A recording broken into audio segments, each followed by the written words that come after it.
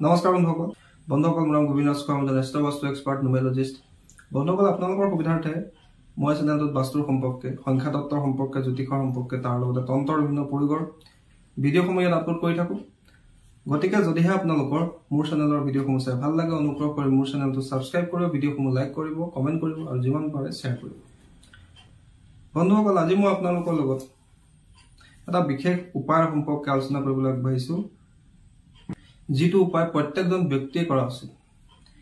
যিটো উপায় মই আজি দিবলৈ আগবাঢ়িছোঁ সেই উপায়টো জ্যোতিষশাস্ত্ৰৰ এটা অত্যন্ত চমৎকাৰী উপায় প্ৰত্যেকজন ব্যক্তিয়ে নিজৰ সুসমৃদ্ধিৰ কাৰণে কেৰিয়াৰত উন্নতিৰ কাৰণে শিক্ষা দীক্ষাত উন্নতিৰ কাৰণে পাৰিবাৰিক সুসমৃদ্ধিৰ কাৰণে মানসিক শান্তিৰ কাৰণে নিজৰ ইচ্ছাপূৰ্তিৰ কাৰণে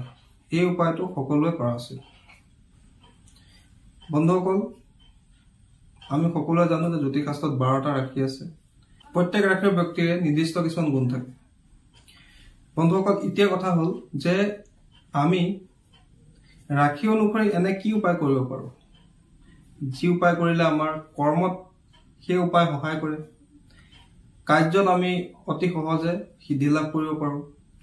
মনৰ ইচ্ছাখিনি অতি সোনকালে পূৰ্ণ কৰিব পাৰোঁ যতে যাওঁ বা যি কামেই নকৰোঁ সেই কামত আমাৰ সফলতা লাভ হয় বন্ধুসকল আজি মই ঠিক তেনেধৰণৰ এটা উপায় সম্পৰ্কে ক'বলৈ আগবাঢ়িছোঁ গতিকে অনুগ্ৰহ কৰি ভিডিঅ'টো শেষলৈকে চাব যাতে সম্পূৰ্ণ কথাখিনি বুজি পায়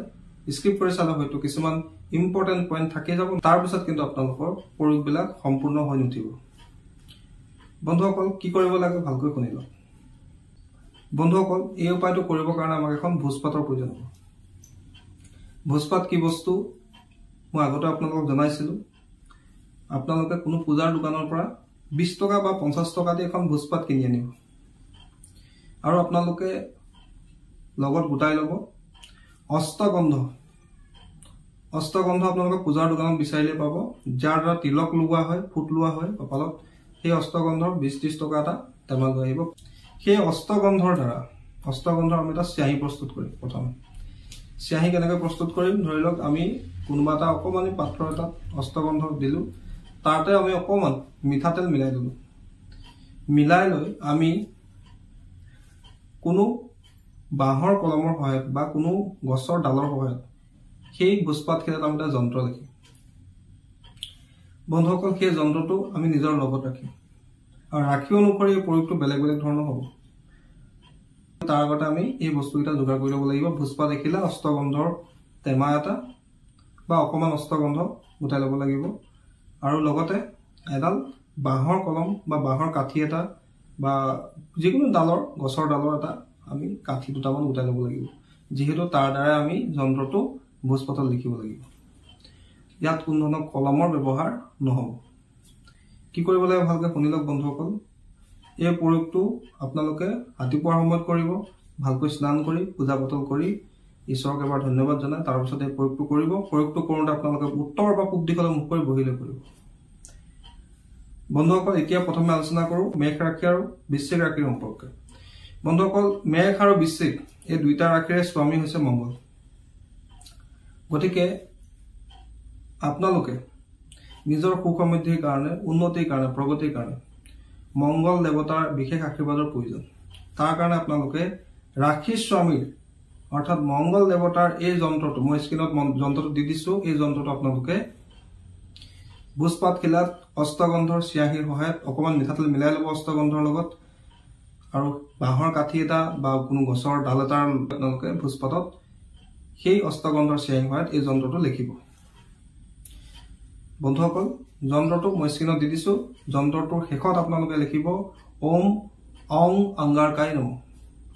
অৰ্থাৎ মংগলৰ মন্ত্ৰটো আপোনালোকে লিখিব ওম অংগাৰকায় নমঃ তাৰ তলতে নিজৰ নাম আপোনালোকে ভালকৈ লিখি ল'ব লিখি লৈ সেই যন্ত্ৰটো আপোনালোকে যদি পাৰে ফ্ৰেম কৰি ল'ব বা যদি আপোনালোকে ফ্ৰেম কৰি ল'ব নোৱাৰে এটা লেমিনেশ্যন কৰি হ'লেও বা যিকোনো প্ৰকাৰে আপোনালোকে আশে পাশে ৰাখিবলৈ যত্ন কৰিব বা আপুনি তাবিজত ভৰাই ধাৰণ কৰিব পাৰে যদি আপোনালোকে বিচাৰে যে পাৰ্চত ৰাখিব পাৰে যদি আপোনালোকে বিচাৰে যে মই পকেটত ৰাখোঁ পকেটতো ৰাখিব পাৰে তাবিজ আকাৰে গলাত ধাৰণ কৰিব খোজে তেতিয়াও পাৰিব, বা যদি লগত লৈ ফুৰিব নোৱাৰো তেন্তে আপুনি পূজা স্থানটো ৰাখিব পাৰে। আপুনি যদি পঢ়ি আছে পঢ়া টেবুলৰ সন্মুখতো ৰাখিব পাৰে। আপোনাৰ যদি অফিচ আছে দোকান আছে তাতো আপুনি লগাই ৰাখিব পাৰে। যিকোনো প্ৰকাৰে আপুনি এই যন্ত্ৰটো নিজৰ আশে পাশে ৰাখিবলৈ যত্ন কৰিব বন্ধুসকল। কিন্তু এই মংগলৰ যন্ত্ৰ আপোনালোকে কেৱল মংগলবাৰ দিনাহে দেখিব পাৰিব, অন্য বাৰত কিন্তু আপোনালোকে এই কামটো নকৰিব। মংগলবাৰ দিনা ৰাতিপুৱাৰ সময়ত এই মংগলৰ যন্ত্ৰ আপোনালোকে নিৰ্মাণ কৰিব পাৰে আৰু নিজৰ লগত ৰাখিব পাৰে। দ্বিতীয়তে, যিসকল ব্যক্তি তুলা ৰাশি আৰু বৃষ ৰাশিৰ ব্যক্তি, তেওঁলোকৰ ৰাশিৰ স্বামী হৈছে শুক্ৰ দেৱতা, দৈত্যগুৰু শুক্ৰাচাৰ্য। এতিয়া তেওঁলোকে এই যন্ত্ৰটো শুক্ৰবাৰৰ দিনা ৰাতিপুৱাৰ সময়ত অষ্টগন্ধৰ চিয়াঁহীৰ সহায়ত ভোজপাতত কোনো বাঁহৰ কলম বা কোনো গছৰ ডালৰ পৰা প্ৰস্তুত কৰা কলমৰ সহায়তো লিখিব পাৰে। আৰু তলত আপোনালোকে লিখিব ওম চুং শুক্ৰাই নমঃ, অৰ্থাৎ শুক্ৰদেৱৰ বীজ মন্ত্ৰ লিখিব আৰু তাৰ তলতে নিজৰ নামটো লিখিব। তাৰপিছতে মংগলৰ যন্ত্ৰটোৰ নিচিনাকৈ সেই যন্ত্ৰটো আপোনালোকে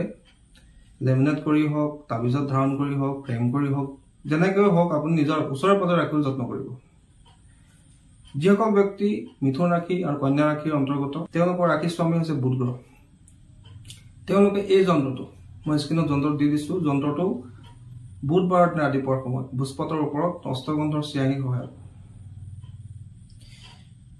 বাঁহৰ বা যিকোনো গছৰ ডালৰ কলমৰ সহায়ত লিখিব আৰু তাৰ তলতে ওম বং বুধাই নমঃ লিখিব আৰু তাৰ তলতে নিজৰ নামটো লিখিব। যিসকল কৰ্কট ৰাশিৰ ব্যক্তি, তেওঁলোকে এই যন্ত্ৰটো সোমবাৰ দিনা ৰাতিপুৱাৰ সময়ত ভোজপাতৰ ওপৰত অষ্টগন্ধৰ চিয়াঁহীৰ সহায়ত লিখিব। লিখি লৈ যিকোনো প্ৰকাৰে নিজৰ আশে পাশে ৰাখিবলৈ যত্ন কৰিব। যিসকল ব্যক্তি সিংহ ৰাশিৰ অন্তৰ্গত, তেওঁলোকে এই যন্ত্ৰটো ৰবিবাৰৰ দিনা ৰাতিপুৱাৰ সময়ত ভোজপাতত অষ্টগন্ধৰ চিয়াঁহীৰ সহায়ত লিখি নিজৰ লগত ৰাখিব বা তাবিজত ধাৰণ কৰিব পাৰে বা নিজৰ আশে পাশে ৰাখিবলৈ যত্ন কৰিব। যিসকল ব্যক্তি